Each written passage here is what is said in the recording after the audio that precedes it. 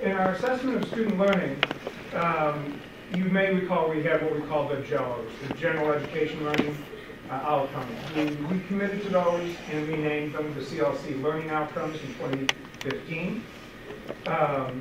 We have a 2-year cycle where we assess each of these learning outcomes, and they include reading, writing, oral communications, critical thinking, information and quantitative competency, technological competency, and diversity and social justice.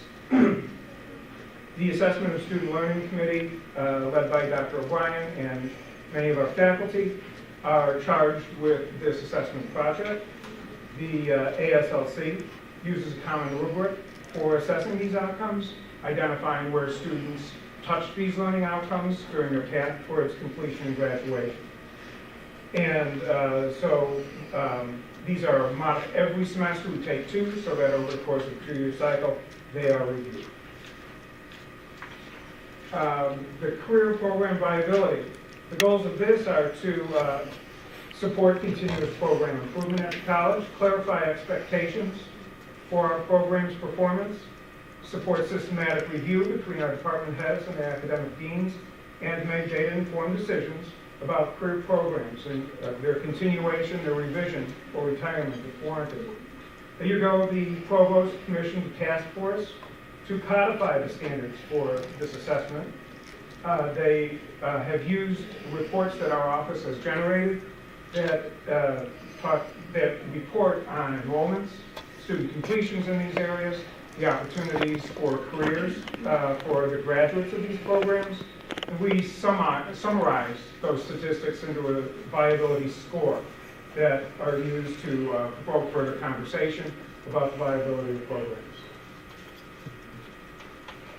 Now, throughout the college, we are embarking on an initiative to map all of our key processes in the college.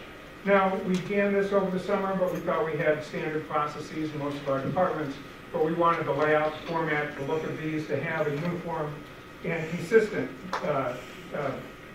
image and layout for all of our departments. So we're working with a Six Sigma Black Belt consultant to document these. We've already used this in some of our essential processes like the viability program and the assessment of student learning, our procurement process, and several others.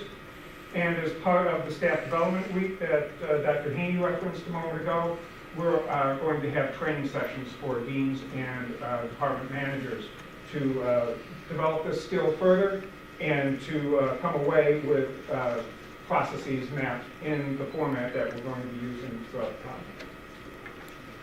Now, last but not least, student and employee engagement. We have a system of biannual surveys, one that we have that is an in-house creation that helps us do customized, tailored evaluations from our students and our employees for morale and student satisfaction with our services. And then we use a national survey in the alternating year so that we have benchmarks against our peers. So we've used these surveys. I think we've reported to you some of the outcomes of those with our faculty and staff. We learned about their needs, and from them we developed training in the area of anti-discrimination, anti-harassment, and furtherance of our college's goals of inclusion and welcoming of diversity. We use similar things with our students and have identified better ways to communicate with them about things like financial aid and progress through the course of study. So these ratings give us that kind of feedback, and we use that information and data to better serve our students and to boost our faculty and staff's morale. So if you have any questions, please let me know, but the main point of this was to reinforce in you some of the ways that we systematically acquire information, use that information for ongoing systems improvement. Great. So, Sean, what is the date on the visit? The HLC will be on campus March 6th and 7th.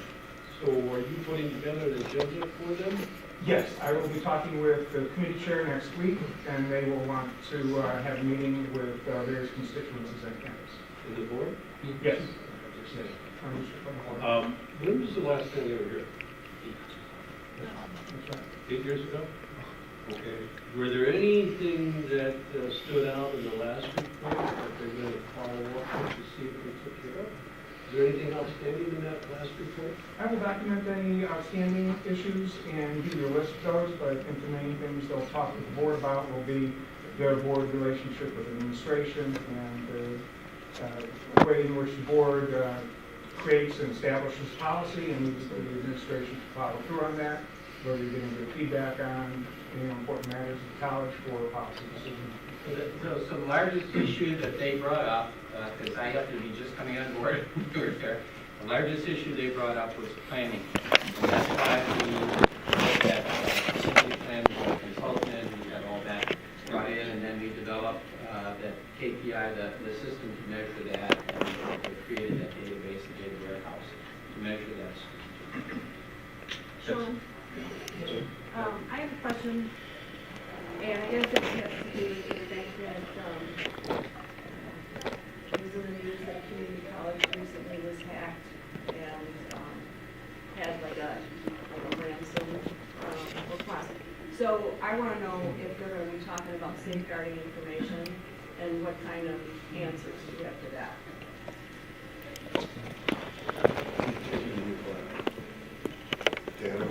I would refer to IT about our systems of security for. I think what she's asking though, would that be an area that they would also take a look at while they're here? It would not be outside the scope of their Yeah.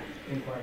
I kind of remember when the person who was head of the Higher Learning Commission spoke at the ACCT conference. I don't remember, I don't remember the whole speech, but I kind of remember that being a part of it. And I just want to make sure that Go ahead, Ken. Yes, if you recall, several months ago, the board had commissioned an IT security review. And at the upcoming board planning retreat, we're scheduled as part of the internal audit section to provide you an update on that review. So we'll be giving you, yes, Right. So when our accreditation people come, they'll see that we're in front of the issue. And that's right. That's what are we ready for questions regarding that? Because I would be surprised if they say this. Since it's like a hot topic. good. It's corporate, Agreed. why would it not be educational institutions? Agreed. Okay, Trustee Anderson? Yes, Sean, will any members of this higher education, learning commission people coming here have any board experience, They are all administrators or faculty. but no board members or? Their resumes did not reference board membership. You talked about what the board should be anticipating. What should the administration should be anticipating as far as the administration relationship to the board? Well, we've been preparing with internally on these things and examining all of our processes, so we're prepared to talk with them about that with these individual committees that work on our assessment and our learning. Faculty Senate, we've talked with them about this. We have meetings scheduled with our student government to prepare them and let them understand the kinds of things that you said. I think the trustee too is asking about how we have the board administration relationship represented. So we can get you something on that. We'll work on that and provide that. We also have sort of one more time, maybe two more, if we can do a little bit in the finance retreat, but probably not. We've got a big agenda there. So we have that February meeting, February 28th, and then they're coming next week after that. So it's great that you have these questions. If you have other questions, we'll try to bring those back at that February 28th meeting. Kind of do a last drill down. Bill, Yes. is there like a checklist or something that the Higher Learning Commission sends us that says, hey, these are the things we're going to be looking at? They'll explain that a little more when we see. Have we received anything to date from the Higher Learning Commission that outlines what it is they're going to be looking Not this particular committee, they haven't explained to us exactly And- what they want to. at? And will they be sending us something before they actually place their feet on our campus? We'll get a sense of that over the course of the next few weeks when we see the agenda, and we'll be in conversation with. So you will get an agenda that outlines what it is they're going to be doing and meeting with and whatever. Yes, we'll Is get that information that we can get to, please?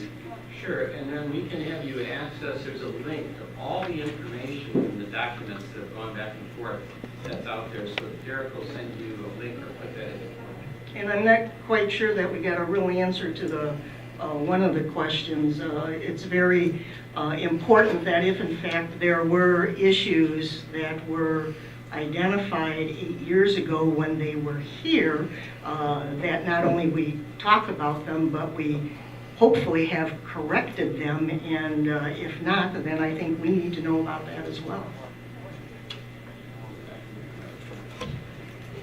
Okay, anything else for Sean? Ron, thank you.